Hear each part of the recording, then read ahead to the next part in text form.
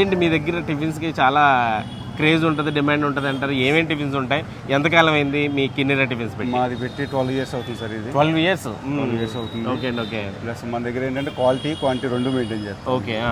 మన దగ్గర ఇడ్లీ, మైసూర్ బజ్జీ, వడ, ఆనియన్ బోండా, తర్వాత పూరి, అన్ని రెగ్యులర్ టిఫిన్స్. రెగ్యులర్ టిఫిన్స్ అండి. సాయంత్రం వచ్చి సల్ల పునుకులు, మిర్చి బజ్జీ, వాము, చింతపండు పెట్టిందండి.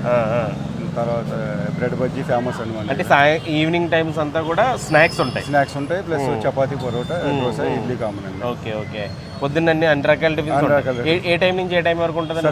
పొద్దున 6 to 12 అండి, సాయంత్రం 4:30 to 10. మధ్యలో ఇంకేం ఉండదు.